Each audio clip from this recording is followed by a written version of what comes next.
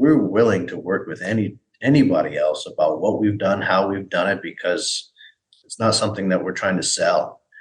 This is a gift, and more frontline communities need to be moving into this space so that we can change the outlook, and at least what we expect from energy systems that are developer centric, business centric, profit driven, back getting to a place where communities are standing first in that space instead of investors.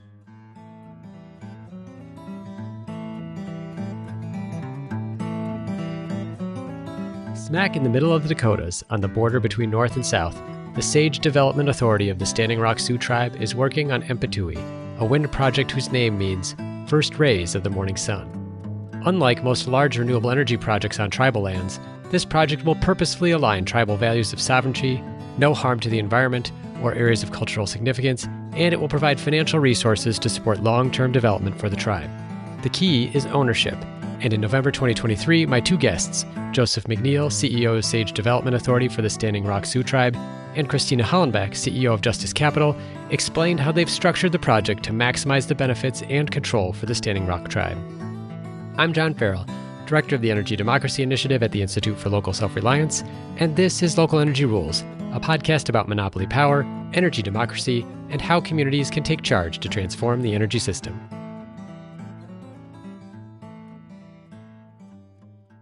Joseph and Christina, welcome to Local Energy Rules. Thanks. Thank you. Great to be here.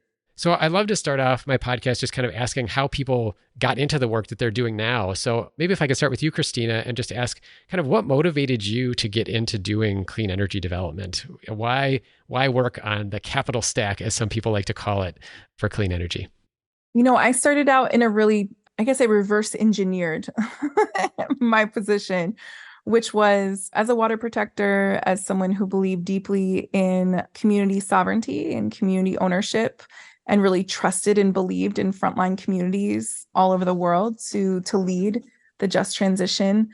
I realized there's a huge gap, and the gap was actually structuring those deals, both the social capital as well as the very, legalese, economic structures that extractive industries have really perfected, right? But there wasn't an entity to be a stopgap and support frontline communities to structure those deals, structure the capital stack in a way that would honor their vision, their values, the equity that they have in those projects, and ensure that community governance and community benefit were core to those structures. And so that's where Justice Capital founded. And now, as we both convene investors to be able to operate and partner with community partners like Sage, it's always an honor. And then working with folks like Sage to help them structure and raise the capital that they need to be able to win.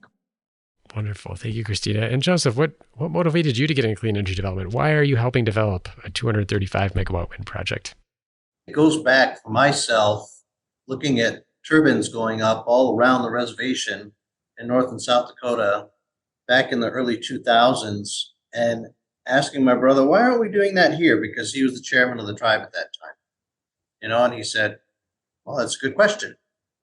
Let's explore that. How do we do that? And then it got me involved in tribal politics. And then soon thereafter, we had some money to write a grant for an RFP, and then discover for ourselves what the developer scenario looked like. And it looked like land lease deal. That was it. That at that time we decided it wasn't really going to be the route we were going to do. There needs to be more for us that we can build our own capacity so we can be self-sufficient. And that's the goal, is to bring electric energy, renewable energy to our people that cost less, because we deal with some extreme forced dependency issues that are over almost 2 centuries old. So we can't continue to live like this. And we do have the tools and toolbox, per se, to do this kind of work in a sovereign way. It's just exercising and finding partners to help us to, come to a place where we can really build something solid and institutional, public power authority that breaks the mold. There's no reason we should be dependent on anyone else's energy, particularly with the wind that we have. And what we learned from the first go around with developers, the RFP, was that, and I say this to everyone that asks about the question, I said, you wouldn't go to Saudi Arabia put up drills and say, hey, I'm going to give you a great land lease deal on all that oil we're going to pull out. So we're the Saudi Arabia of wind. Why do you think that we would want less? So in that instance, really drove home the motivation to move forward. And I'm happy that us as a tribe and folks on council had looked at this in a real comprehensive way as a strategy we had. So Joseph, could you describe a little bit for people who might not be familiar, where are the Standing Rock Sioux lands located? And like to describe a little bit of like this wind project, how big is it going to be? How many turbines? Yeah, so if you take North Dakota and South Dakota, most people call them the Dakotas. We are smack in the center of both of those. We straddle the North Dakota side, South Central, and South Dakota side, North Central, about the size of Connecticut. And when you take a look at our wind capacity, according to NREL, we're in the high 40s, high to mid 40s as far as wind capacity goes. And what we've looked at, as well as other tribal nations like to the south of the Cheyenne River, they've looked at doing wind as well, is how do we develop that into a way that's going to be substantial as a commercial project. The goal is to do a project and then build renewable energy assets separate from that for our communities. But we're looking at roughly 235 megawatts. We have the potential to generate between 400 to 500 megawatts in our current area. The only reason we're at 235 is because of the restrictions on the KV line to sell our power commercially, which is a 345 KV line. Southwestern Power, states and dictates how much power you can put on the line at that time. So this one project, 235 megawatts, about 56 turbines, and we're looking at a 4.5 megawatt turbine. That's great. Could you, Christina, talk a little bit about how Justice Capital is collaborating with Sage Development on the project? Yeah, absolutely. So Justice Capital, you could think of us as like an outsourced chief investment officer or chief strategy officer to Sage. And so Pethui being the first of many projects that Sage is leading to lead the just transition and renewable energies in the region. And Pethui is also our first project to support them on. And so we support them on structuring the capital and engaging with different governmental agencies, et cetera, around ensuring that they have the terms and the conditions to make sure that they're able to deploy their capital into the project in a way that also attracts investors and it attracts others to come in on the project while not giving away ownership. And extractive ownership models are prevalent all over frontline communities, but certainly in tribal communities. And so we've structured Sage's support for Pethui in such a way that maintains Sage's values and maintains the benefit to the tribe and the nation and her people, and also maintains the vision and value of Sage in terms of also their partnership and their ownership in the project as well. So Christine brings up a good point here that I did bring up, is that the name of the project is called Ampetui. And in our language, Ampetu is day and we is the sun. So together, that means the first rays of the morning sun. And it was thought of one of the elders who used to work in reservation resources before he passed. And he thought about this project in a way that is revelatory, that is bringing about a new day. It's like the prayer of a new day for us to move forward in. So, and that's what we do traditionally as the Hota, is we'll go out, pray when the sun arises for guidance and strength in the new day. So Ampetui is the name of the project, 235 megawatts. Thanks, Chris. Yeah, that's wonderful. Now, both of you have talked about this idea about ownership, and both like in the structure of the capital, but also in terms of like you mentioned, Joseph, that some of the early offers that you had to do wind development on Standing Rock lands were really just like a land lease structure. So maybe there would have been a private developer who comes in, they own all the turbines, they own all the electricity, and they would essentially just rented some of your property in order to host those turbines. Can you talk about why ownership is so important here in terms of like both the financial value, but maybe in terms of, as well as Christina mentioned, some of these like alignment with values for the community?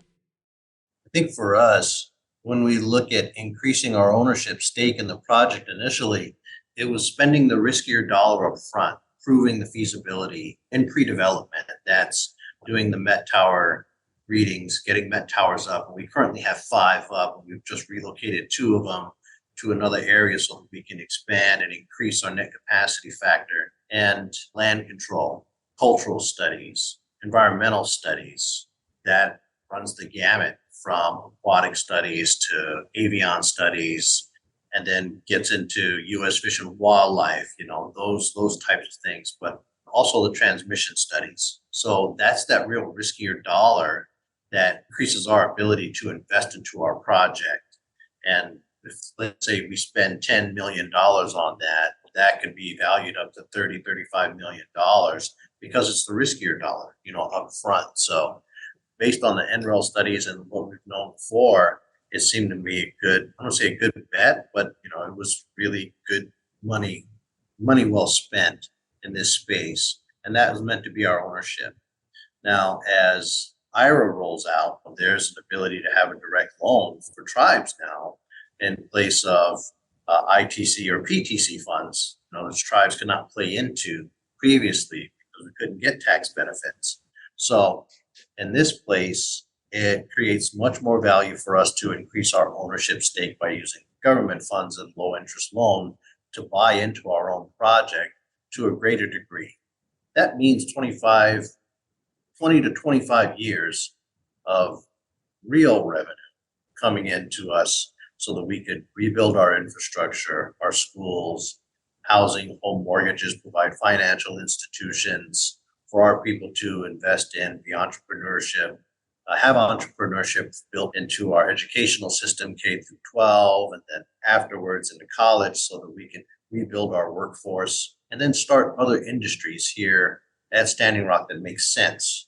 Hemp is something that I look at and say, that is a market for the future. We can make paper out of that or cardboard out of that. That's an industry that's long lasting, can provide jobs for generations. And water and hydrogen, we just sit on the Missouri River here. There's a lot of opportunity there for renewable agriculture growth.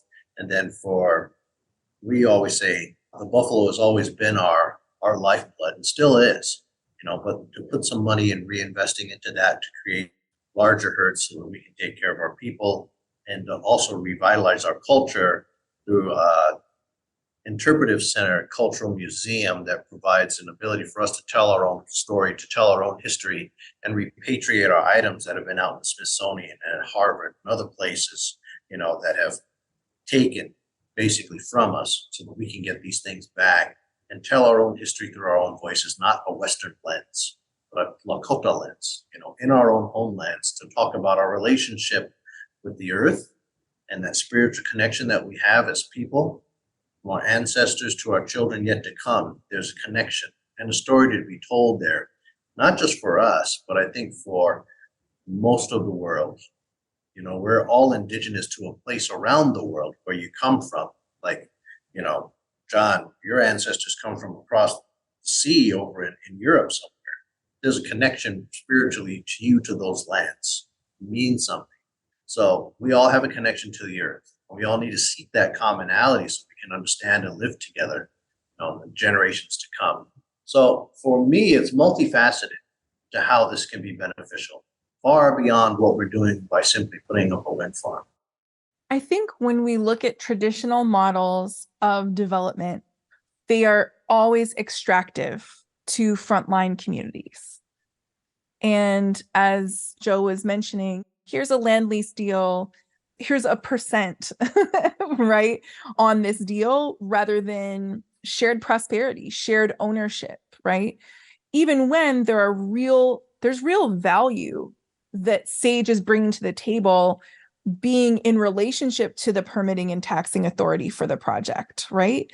Having 2.5 million acres of land. So if one location for that turbine is not the right location, we got some other land that we might be able to put the other turbine on, right? So there's real opportunities that working with tribal nations offer, but the relationship has always been extractive. It has never valued those opportunities that nations offer. And it's to be very frank, not just devalued, it's extracted from the value that they bring to the table. And so I think really what this is ushering in is a more community-centered paradigm of development and ownership, where it's not to say that developers aren't also going to get paid for their work. It's not to say that investors are not going to get paid back for investing in the project. It's just saying that you're not going to do so to extract from, in this case, the Standing Rock Sioux Tribe. In other cases, as this type of model could be replicated in other places, another nation or another frontline community.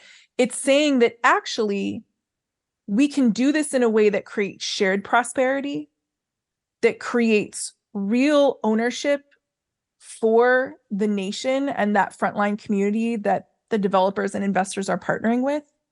And we can do so in a way that doesn't mean that anyone is excluded any further from the shared prosperity that can come through. One of the things would love to talk about, and Christina, you just touched on this, it's really helpful, is that idea of the land. So Joseph, could you talk a little bit about, there was an initial plan for like, here's where the turbines are going to go, but you have a mix of different types of land that are available to you and to the tribe. Could you talk about, just one of the things I found fascinating in our conversation that sort of led to us doing this interview was how you had to work through all those different things, and how you respected like cultural issues and community issues about the land that a developer would either steamroll over an outside developer, or that they would find as a big roadblock. And that's when you talked about like the investment that you're putting up front here, is that you're finding a respectful way to deal with all of those things. So could you talk a little bit about when you identified the land that you were going to use for the turbines, and whether, how you've accommodated some of these different like cultural and environmental issues? Sure. Thank you for that question. When we first came into the project, looking at the maximized wind capacity that we had, was up on the hilltops in an area west of Fort Yates. We sit right along the river on the North Dakota side of Standing Rock, called the Porcupine Hills. And the original project was designed to sit there. Roughly 26, 27 turbines were going to be located there of the 56 some odd turbines in the configuration. And as we went through the process, we went through MICA siting with our THPO, Tribal Historic Preservation Officers, who do our cultural work, and we cleared all of the sites. But as we come to doing it phase by phase, is that, okay, now we have to design the roads, and now we have to design the interconnection lines, collection lines. Then it was going to be too much. Then we realized at that point, THPO realized at that point and said, this is going to disturb the cultural feel and possibly some sites, because we practice strict avoidance, not mitigation. We won't move anything. We won't come so close. We're going to strictly avoid things. So we had to move it. And it proved out to be a good thing, because just this spring, when the long-eared bat study came through, they were flying all through that area anyway. So one way or another, those turbines were going to get off the hill. And those were 26 turbines that we had to move. And I said, well, that's fine. We can be like water. Just find the next available place to move to. And aquatic studies and features became an issue in that space. So we moved again, so we've done some significant shifting of the project as we're going through these phases over the last few years. And our ability to look at more tribal land is one of the benefits that we have. And there are a couple different types of tribal land which are in trust. One is land that's owned by the tribe, and other is land that's owned by tribal members. And then there's the third kind, which is actually, there's two other kinds. Land that's simple fee status, which is around the country, people own as private property. And then the government also owns, or the state owns land that it can either hold in trust or in fee status. So those are like the three major types that we deal with: tribal, allotted, and then fee land. And so we shifted and we moved, looking at tribal land first, allotted land thereafter, and then fee land.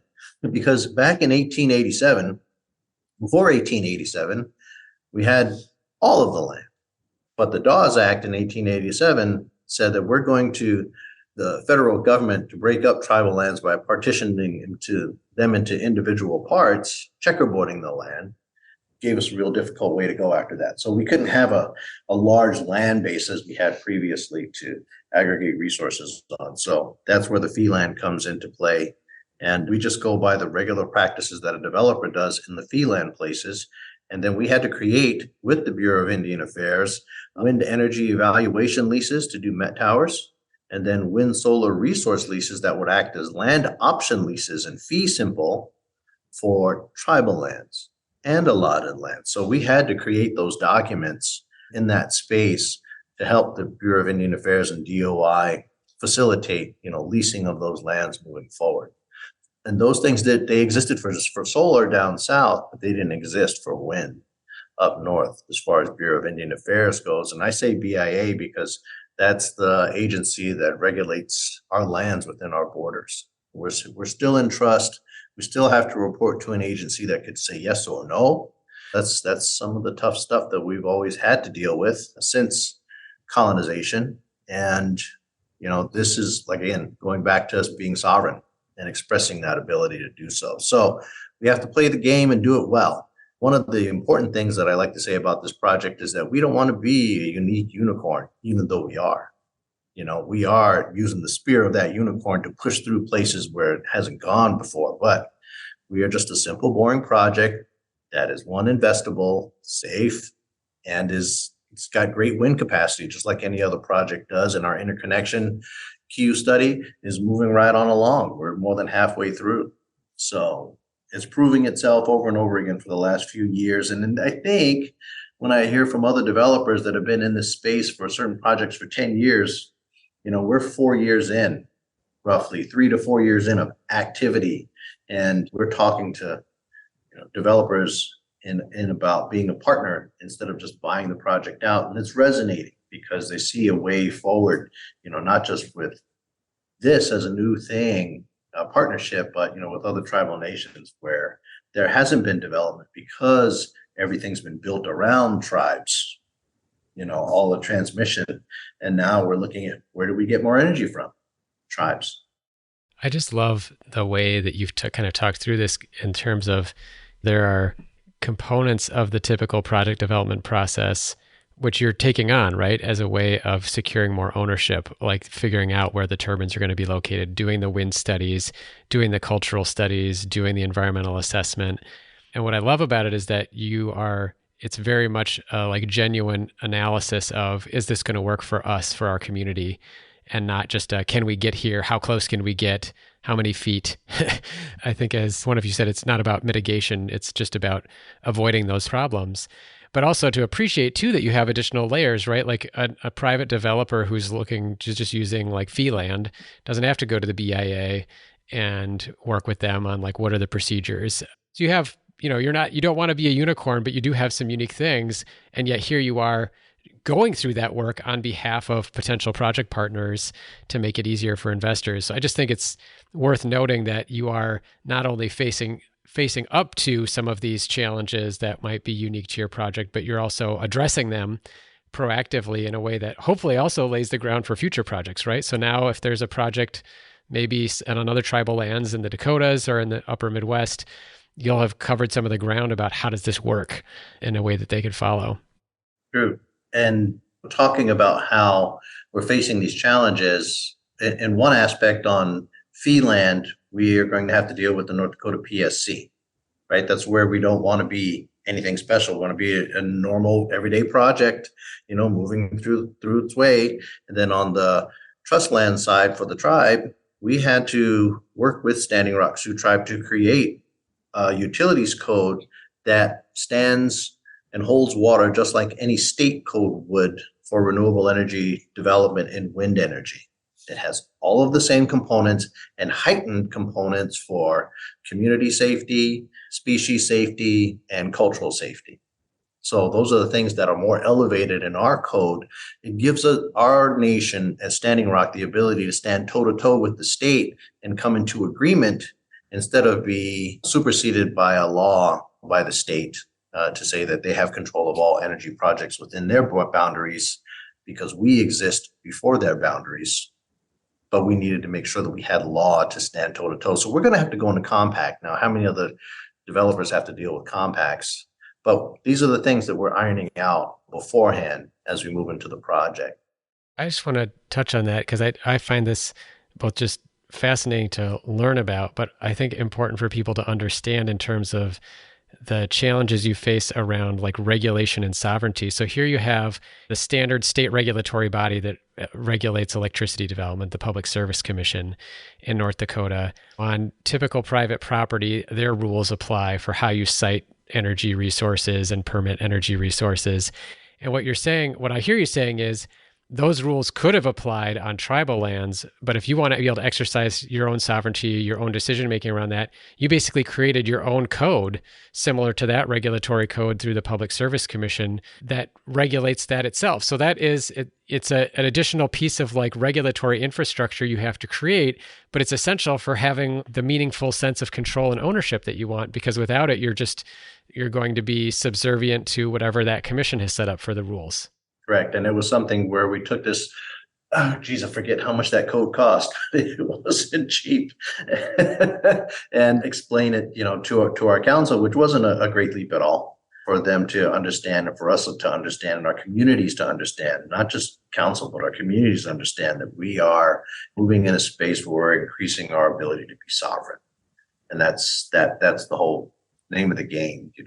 We move into eventually to when the revenue starts coming in, where we're building distributed energy systems adjacent to communities, and SAGE is now becoming a public power authority that is creating energy and billing our people at a lower rate. And that's the whole goal of this, is to use the revenue to build systems so that our people can afford energy at a lower rate and still have a successful business.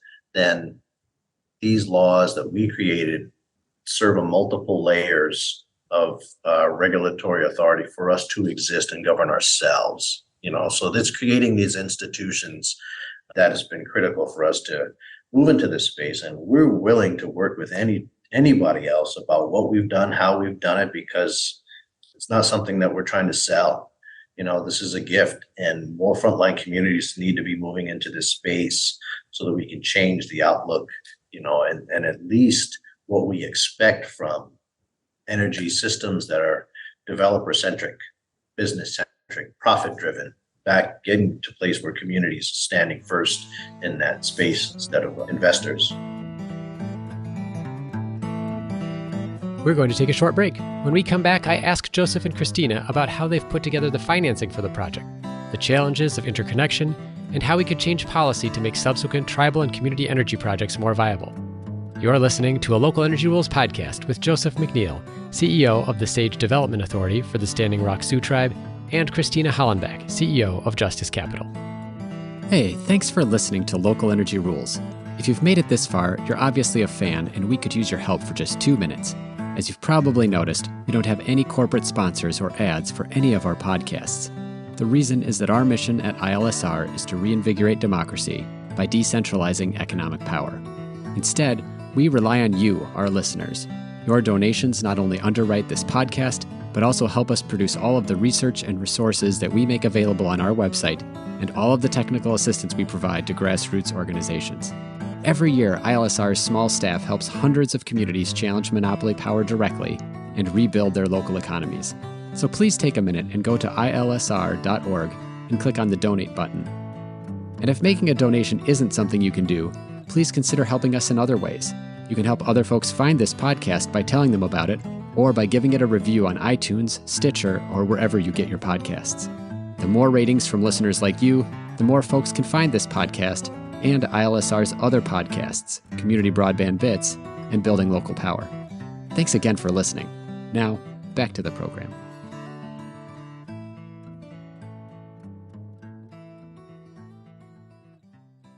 You've touched a little bit on how did you get the money together to do the pre-development for this project? And I was hoping to go into that in a little more detail to understand kind of what capital did the tribe itself have available?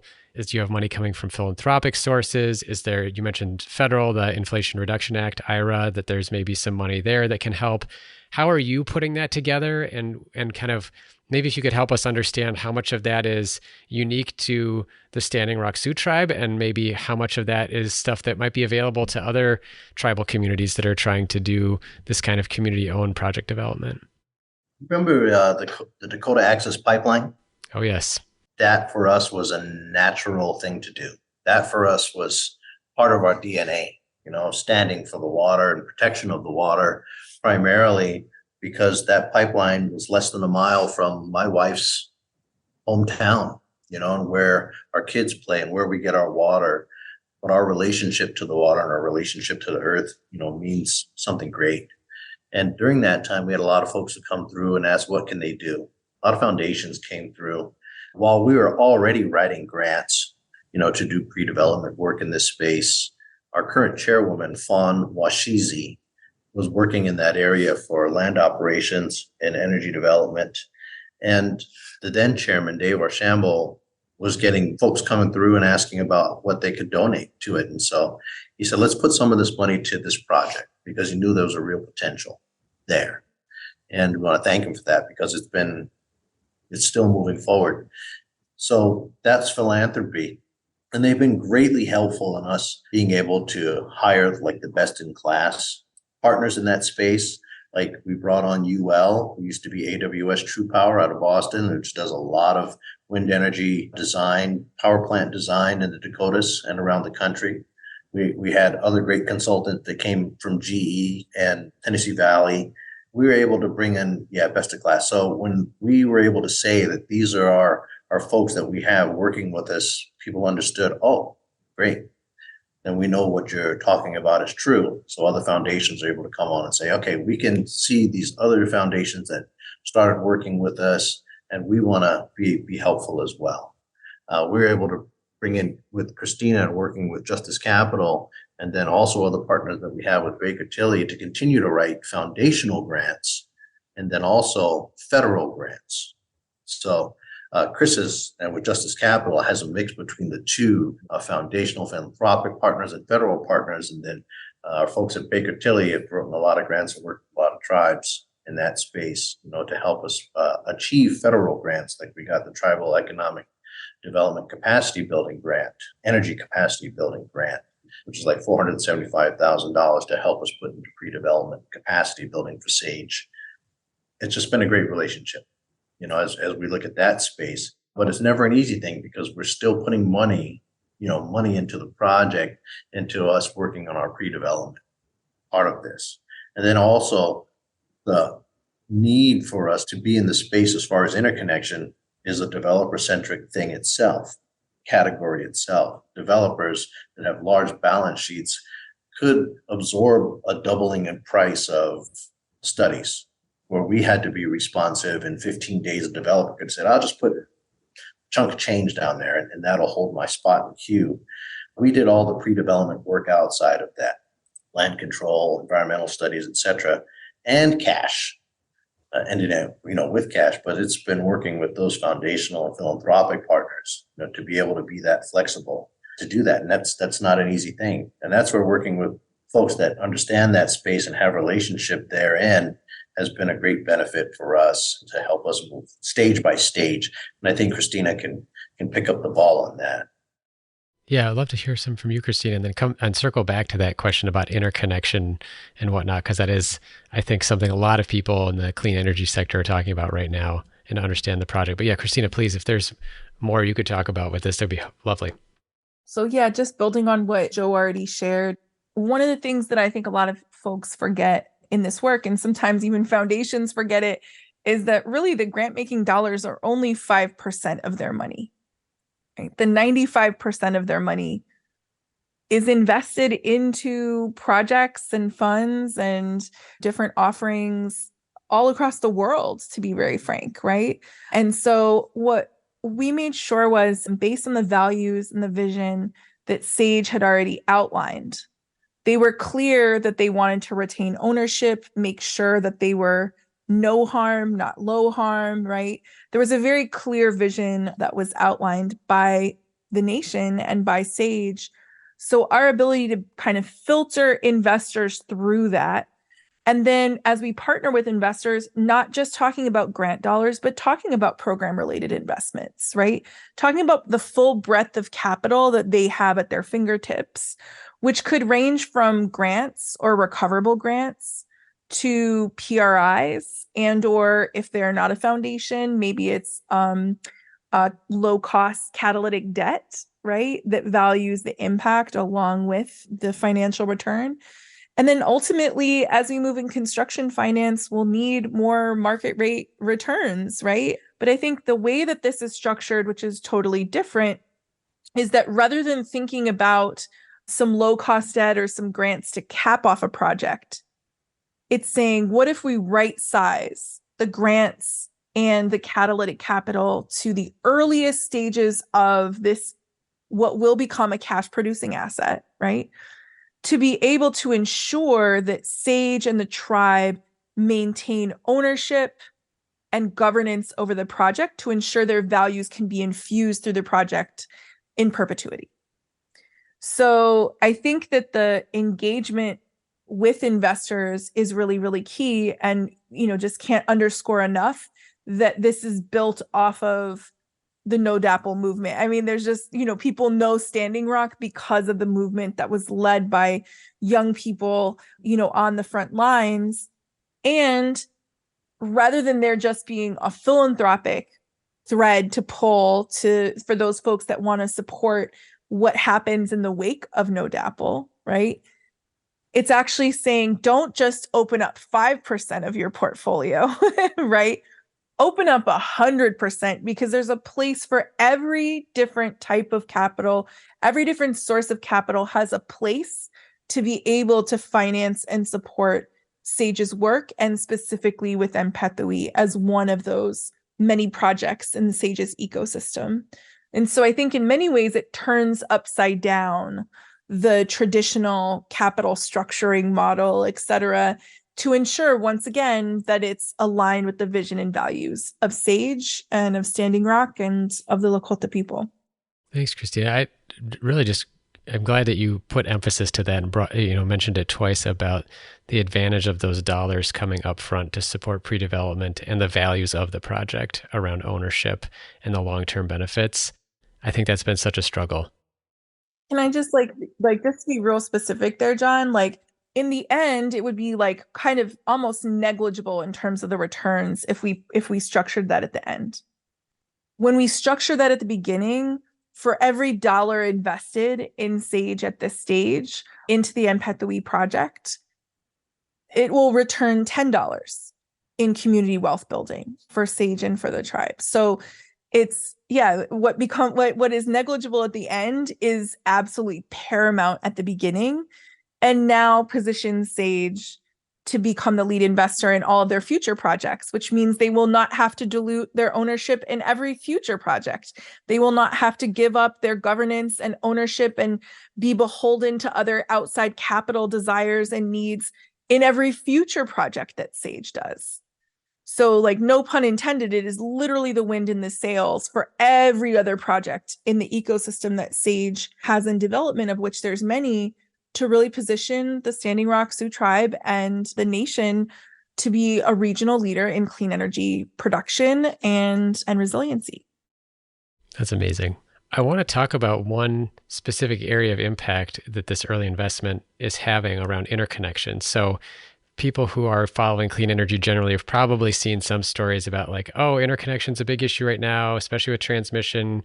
All of our big grids are very congested. So, as Joseph, as you talked about kind of early on, your project, like many others, needs permission to connect to the transmission lines to sell its power on the electric grid. Can you talk a little bit about what's involved in that specifically? So for people who are maybe not spending day to day doing this kind of development work, but then also how it's been important to have, you referenced this briefly about sometimes you have to have money on fairly short notice to hold your place in line to get on the grid. And that's where some of this early investment has been so crucial. Just as an example, when we first applied, our application was $2,000 per megawatt. That was $470,000. Some of the folks that we had partnering with us at the time were like, great, we can help you out with that. And then with 20 days notice, roughly a month's notice, we had 20 days to respond to a true up, they called it, of what the application studies were going to look like. So they wanted the initial applicants to put another $2,000 up. So we needed $470,000 within 20 days. And then it just doubled. The cost of everything doubled. So as we're looking at the ability to do that, it was really important for us to have these kind of partners who are understanding and are willing to listen to what does this dynamic that interconnection and developers have in this space, and why are the costs doubling? So as we dug down into this discussion, we talked to other attorneys who work in the space with SPP and MISO in the area. They're able to have us have conversations with some other folks, to discuss our ability to be in this space and be flexible in this space without harm to others. There's a lot involved in all of these discussions, but for us to take this circumstance to foundations or grant makers or impact investors, and that we're working or looking at our project, it was kind of vital for us to say, hey, community hasn't existed in this part of ever. I think that we're the only commercial community project in this space at this magnitude with 235 megawatts. So for us to be reflexive and responsive in that, took a lot of running, really, really did. But we have a solid project. It always goes back to the simple bones of this. We have roughly 45 to 50% wind capacity in the area that we're looking at doing. And, our studies show, us being in that space. And so that's why we moved out into a newer area just adjacent to us so that we can increase that capacity a little bit, because it just means more, back to us so that we can utilize for community growth. But back to interconnection, it's no joke from, the larger cadre of folks and developers who operate in this space of interconnecting large power onto 345 kVs. Also, how that tariff affects distribution on a local basis for smaller DERs to exist in community, all come through state regulated or translated commissions and bodies that vary state by state. So you don't know what you're going to get state by state, and limit the ability to produce for your community. So on the North Dakota side for Standing Rock, you can build a solar system that is roughly 10 kilowatt hours per house. And then after that, it goes to the PERPA rate, which is the avoided cost of power, the cost of coal, which is like 2 cents. And you can't finance a project on that. So as we look at the system from top to bottom, it's not built for communities to participate in. And, as we look at more communities getting involved in this space, this is really the cutting edge of this. And how do we get our voice heard to the legislatures and to the FERC in general, to start looking at how they're issuing a tariff and how states are translating that tariff to protect particularly communities coming up, into this. So if they're putting money out saying, yeah, we're going to do all this solar, you can do everything you want to. It feels like the biggest bonfire. It's not a gaslight, it's a gas bonfire. Not just gaslighting us with this thing. It's like, how do you get it done? And I think that that's kind of the challenge that more I talk to people in the industry that are understanding what we're doing, they're like, how do you get it done? And we don't have a magic pill to it. We just talk with folks all throughout the value chain there, all throughout the regulatory chain about the uniqueness of our project and what it means to our people. And that resonates no matter where you go. I'd love to ask you in wrapping up, about what folks who are working in this space. A lot of us do policy advocacy, some at the national level, some at the state level, some even at the local level. Some of us have relationships with foundations, as you were talking about, Christina. They're using just such a small fraction of their resources often. What should people be paying attention to? If you are someone who cares about this idea of equity in addressing climate change, who likes to see communities really get meaningful benefits and have meaningful say over clean energy development, what are things that we should be thinking about or trying to do in our advocacy work around clean energy and climate?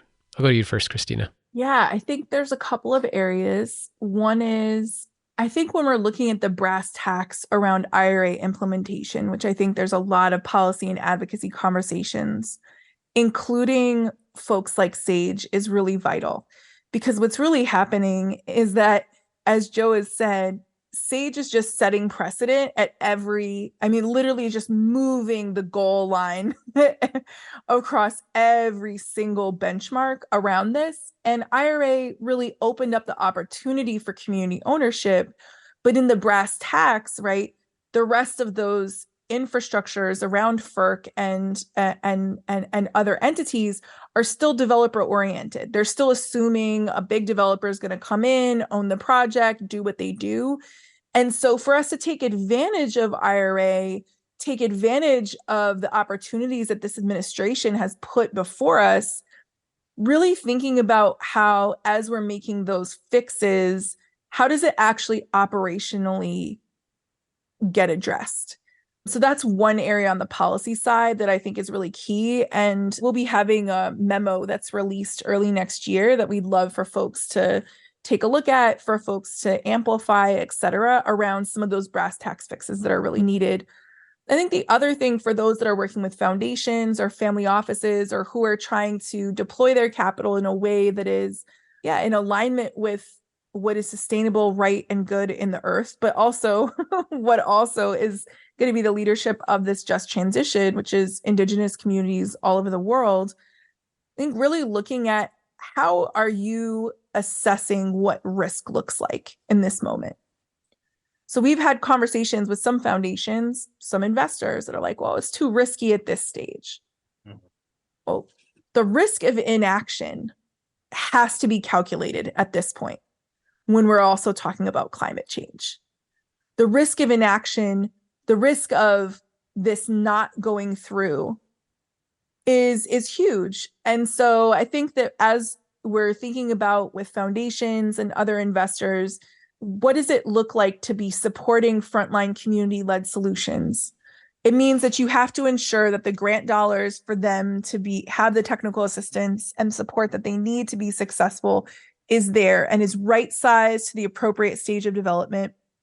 And then it's also that we have to look at the full breadth of capital, right? We have to look at the full spectrum of capital and put it all to use towards the same vision and values that Sage has outlined and that Sage is a steward of. Because Sage has been, I won't say appointed, but it is the trusted steward for these projects by the Lakota people and by Standing Rock. And so how do we as investors, how do we as foundations fall in line with that trust? And how do we get skin in the game to actually take on some of that risk so that the risk is not solely borne once again by frontline Indigenous communities, as it has been in perpetuity during colonization? So those are the two things that I would say are really game changers in terms of next steps. And then also just learn with us, rock with us. Every step of the way, Sage is blazing trails. There's a lot of awesome things about that. There's a lot of challenging things about that. But one thing that comes from that is that we're always learning, we're always getting better, and we welcome partnership to get us there. So it's an honor to walk with Joe and with Sage and with the Standing Rock Sioux Tribe and the Lakota Nation, and I'm glad to have others walk with us in a good way so that we can see more of these projects grow all over Turtle Island. And maybe the way I would ask this question of you, Joseph, is how can you make other projects that might follow in your footsteps more boring, as you put it, and less novel and less groundbreaking? How can we make this simpler and more normal? As I think about the ability for us to find financial resources in such a little period of time and discuss how we are acting as a developer in this space instead of a developer. We looked at so many other ways. We said, geez, I wish there was a pool of money for tribes to pull out from. And I think as we take a look at what's being offered out there, in these loans, et cetera, direct loan, direct pay, these are all fantastic tools out there. But a lot of tribes and frontline communities that can aggregate their resources to do energy development need pre-development dollars.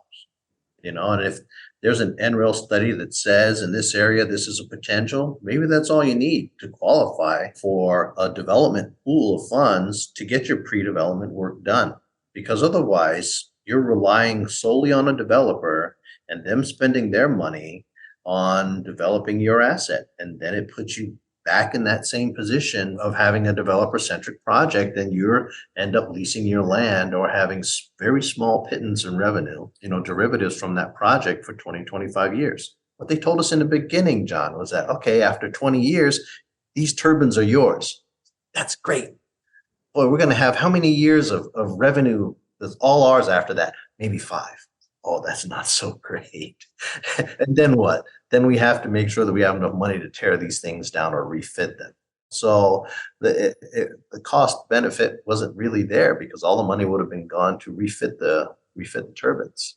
So you're playing a long distance time game of duration game of poker there, and hoping for the best.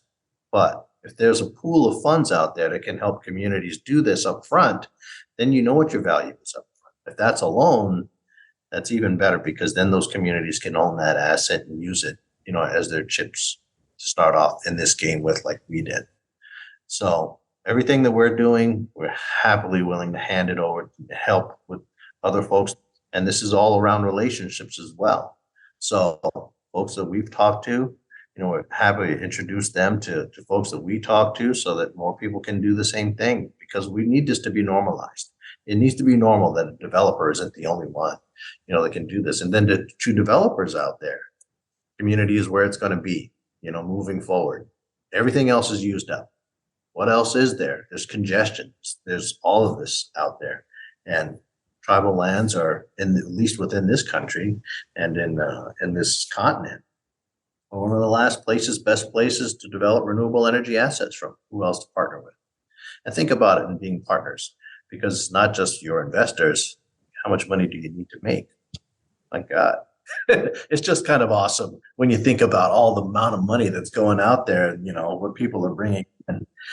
Geez, our kids are going to inherit this and hopefully learn along the way that we got to do this together. So that's the whole thing about being good partners and finding good partners. When we started having a developer discussion, it was really about that partnership, and it weaned away pretty quickly a lot of those developers who were interested in being partners at all with the community. So, well, Joseph and Christina, thank you so much for joining me to talk about this amazing wind project and an amazing model for community ownership for tribal nations. I'm eagerly following along in the development of this project, but also very interested to see how you're going to be able to help change and make this kind of development more boring and typical for so many others to come. Well, we appreciate that would be awesome. We appreciate the opportunity to be, with your audience, and welcome any queries and questions to us as folks have them.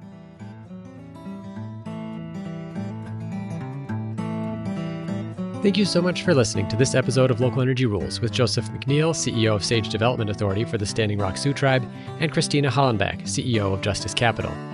On the show page, look for links to more information about the project and about Justice Capital, whose purpose is to support financial structures that avoid extractive energy development.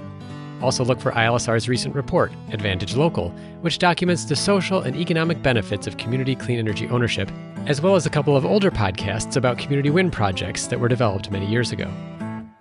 Local Energy Rules is produced by myself and Maria McCoy, with editing provided by audio engineer Drew Berschbach. Tune back into Local Energy Rules every 2 weeks to hear how we can take on concentrated power to transform the energy system. Until next time, keep your energy local, and thanks for listening.